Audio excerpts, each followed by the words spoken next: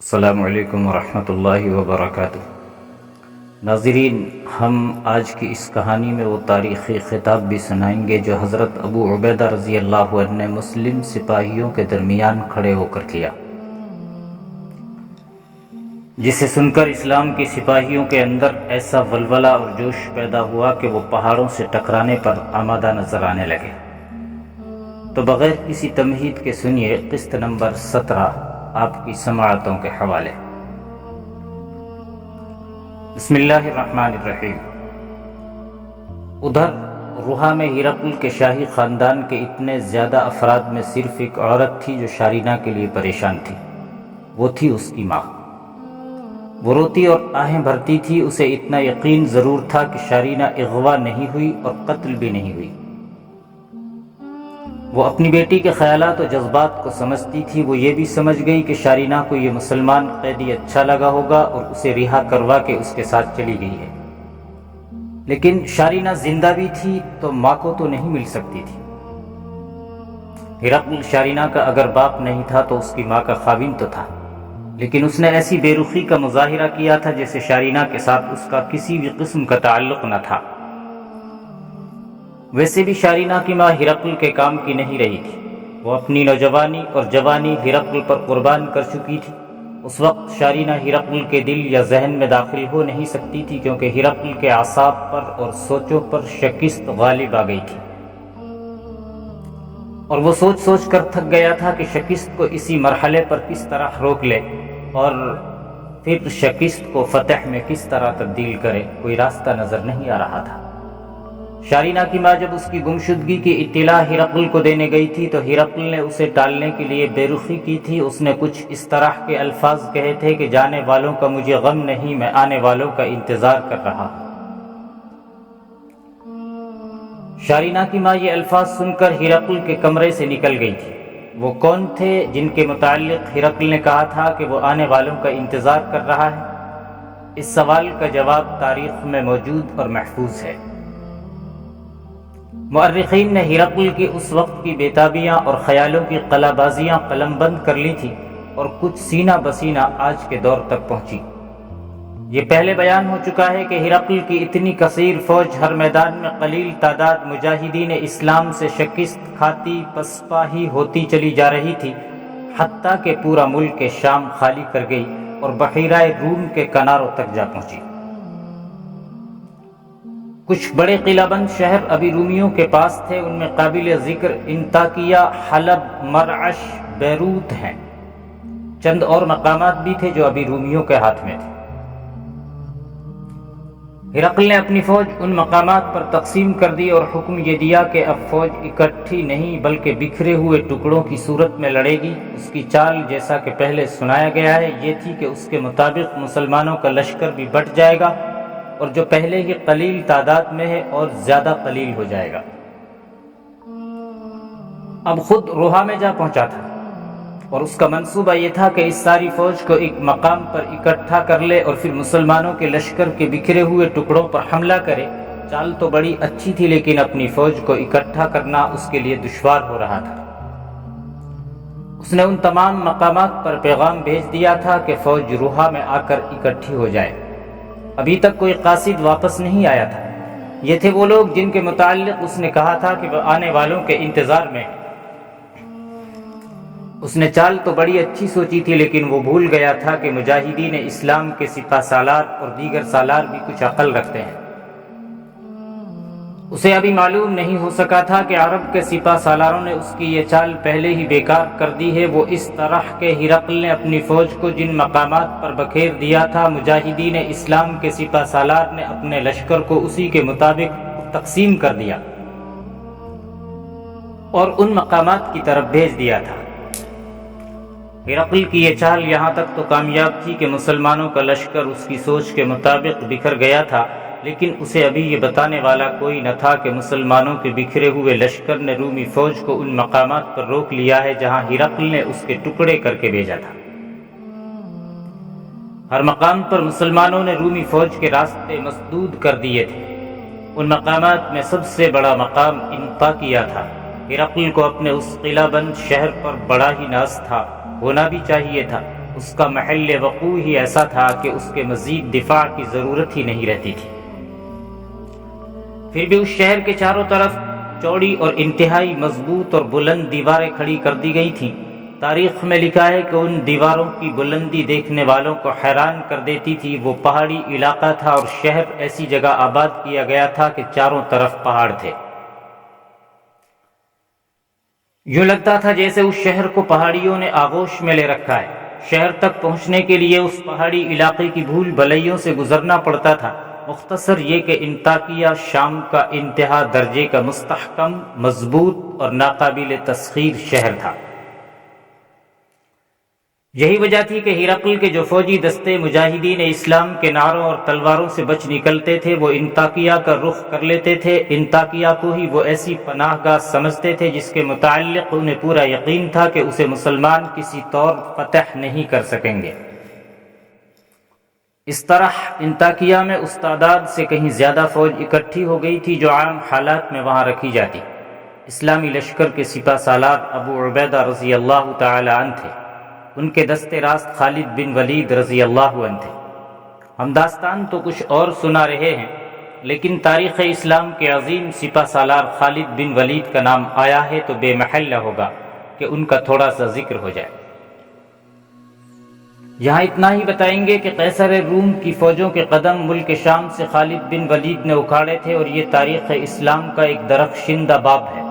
ابو عبیدہ رضی اللہ تعالی عنہ خالد بن ولید رضی اللہ عنہ کے ماتحت تھے، لیکن رومی فوجوں کے قدم اکھڑ گئے اور ان کی فوج شہر پہ شہر خالی کرتی پیچھے ہی پیچھے ہٹنے لگی، تو امیر المؤمنین حضرت عمر رضی اللہ تعالی عنہ نے ابو عبیدہ کو سپہ سالار بنا کر خالد بن ولید کو ان کے ماتحت کر دیا۔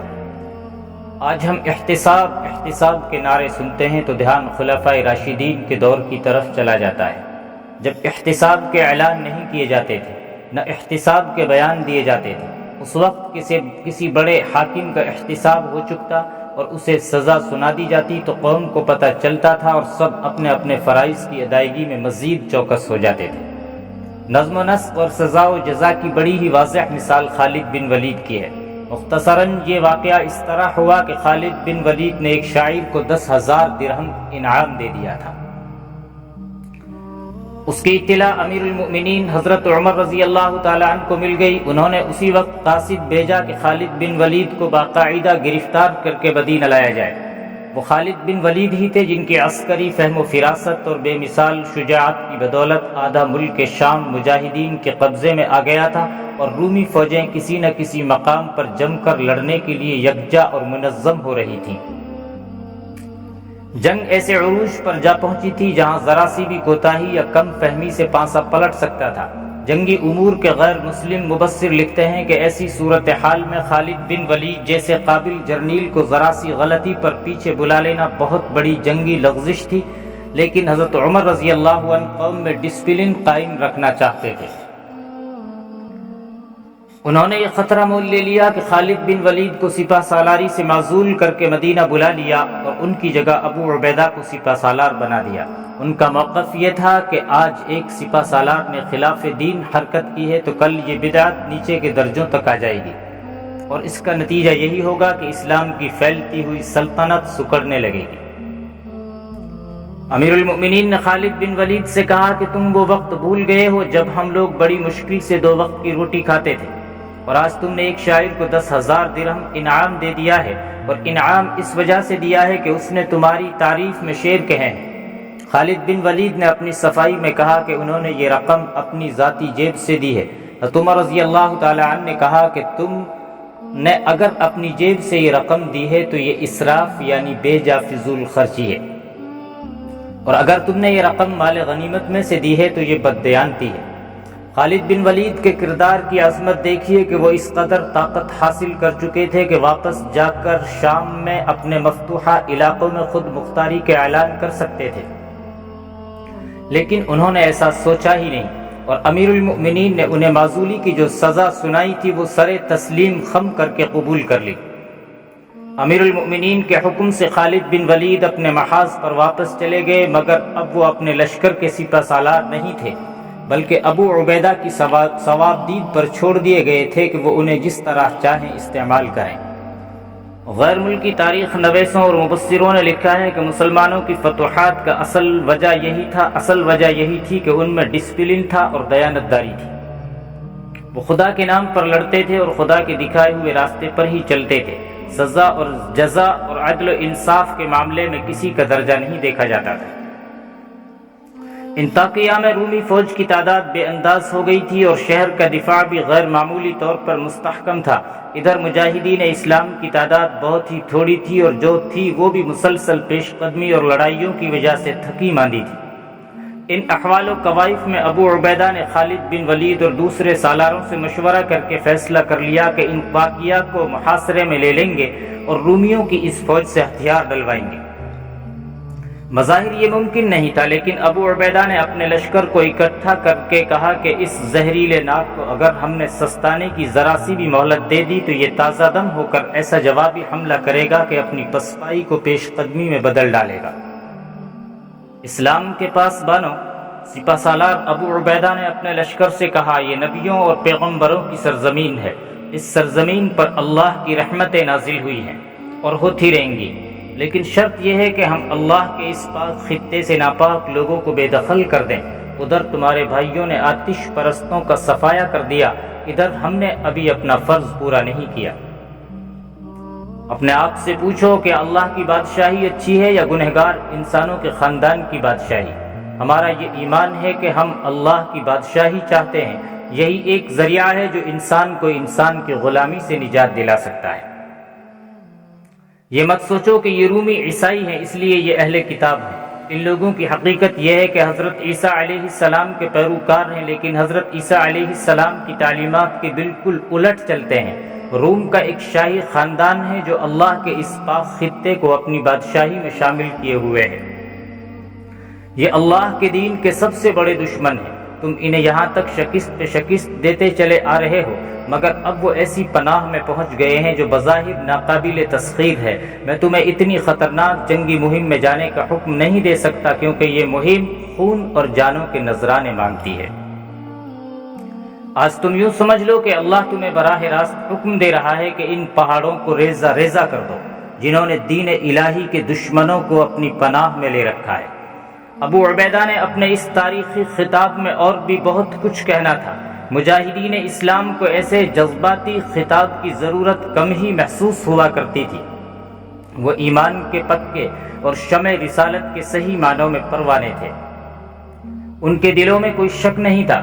وہ آج کے مسلمانوں کی طرح یوں نہیں کیا کرتے تھے کہ جہاں رسول اللہ صلی اللہ علیہ وسلم کا نام آیا وہاں اپنی ہی انگلیاں چوم کر آنکھوں سے لگا لی۔ مجاہدین اللہ کے رسول کے اشارے کے منتظر رہتے اور جانیں قربان کر دیا کرتے تھے۔ اب رسول اکرم صلی اللہ علیہ وسلم ان کے ساتھ نہیں تھے، آپ دنیا سے منتقل ہو چکے تھے، لیکن مردان حر پر آپ کی غیر حاضری کا یہ اثر ہوا کہ وہ پہلے سے زیادہ دیندار ہو گئے اور اسلامی تعلیمات کی پابندی پہلے سے زیادہ تندہی سے کرنے لگے۔ ناظرین، اگر آپ کو ہمارا یہ یوٹیوب چینل پسند آئے تو آپ لائک کریں، شیئر کریں اور سبسکرائب کریں اور اپنی قیمتی رائے سے کمنٹ میں ہمیں مطلع کریں۔